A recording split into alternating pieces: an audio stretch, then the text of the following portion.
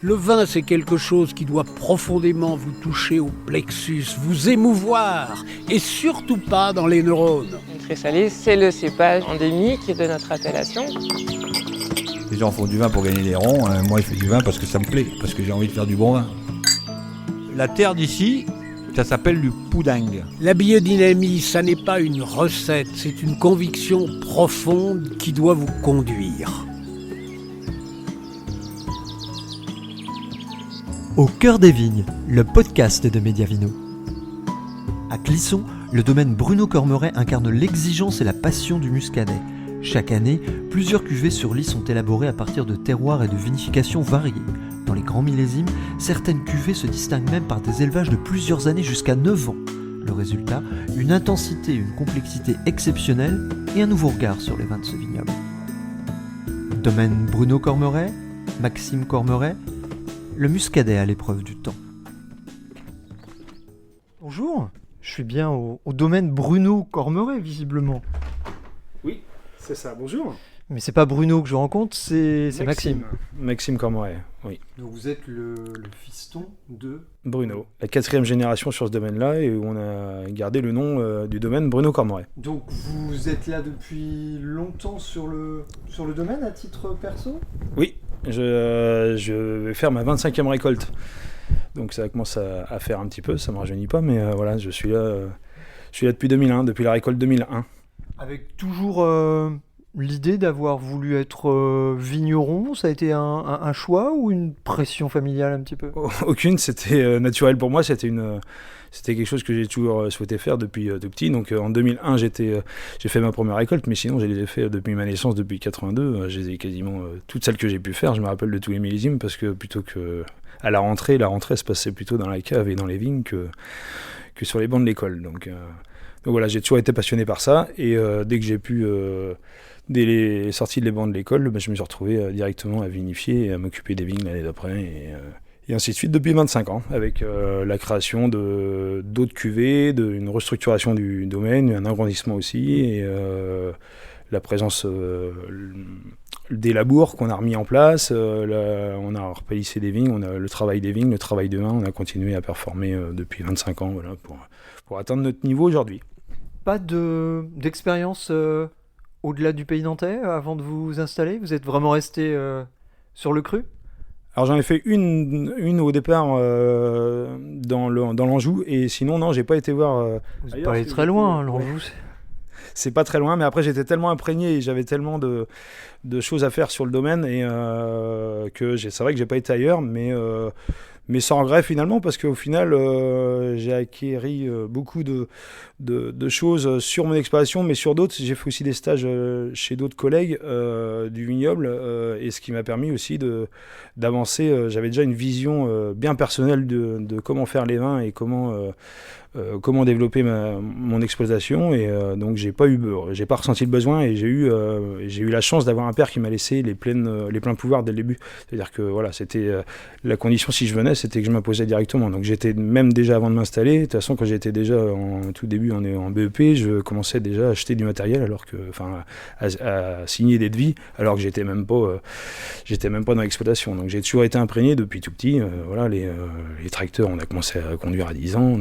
Les premières vendanges, les premières machines, j'ai conduit très bonne heure. Donc voilà, j'ai toujours été implanté au collège, je changeais les poteaux, je ramenais mes copains pour faire des trucs de boulot dans les vignes. Donc j'ai toujours été, ça a été ces 25 ans de vie. La vigne chevillée au corps. Voilà, c'est ça, c'est imprégné, j'ai toujours vécu là-dedans, et ça reste une passion 25 ans après, ce qui est un exploit.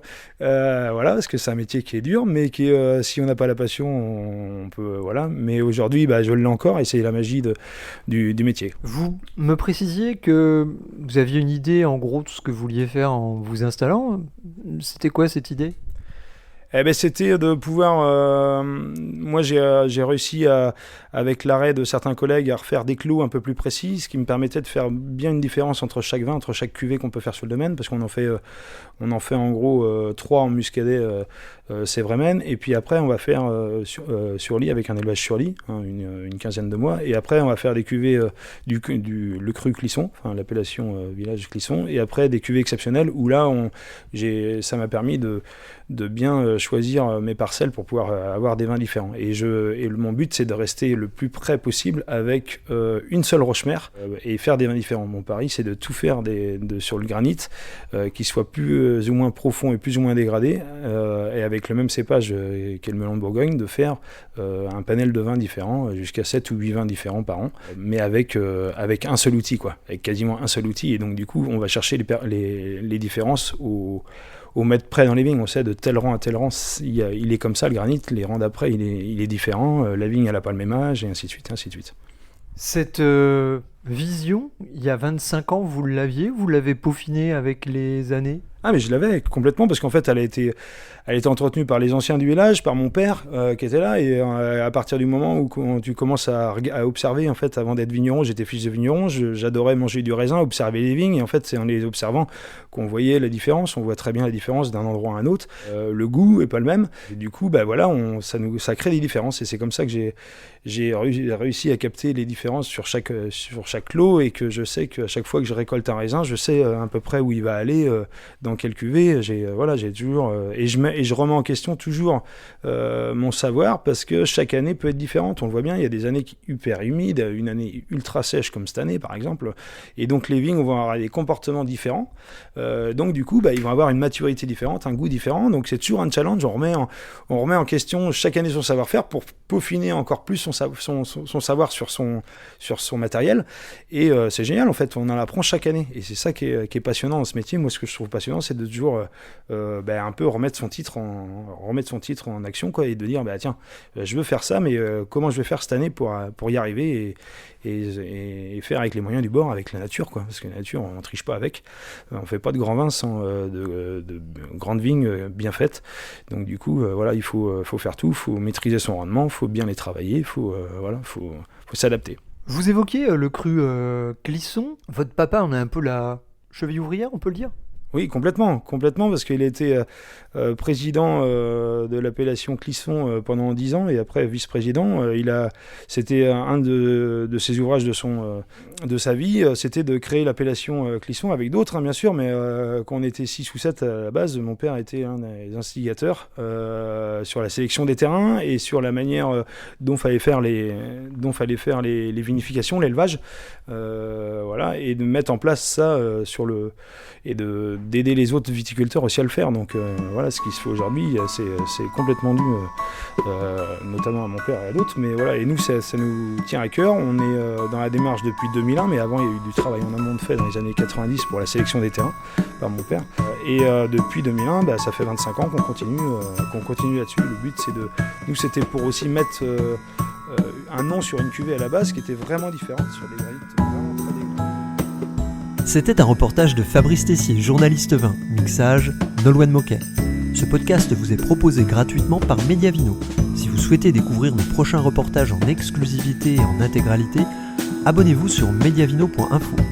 Vous recevrez chaque lundi à midi un nouveau podcast ainsi qu'une vidéo, une interview et un édito.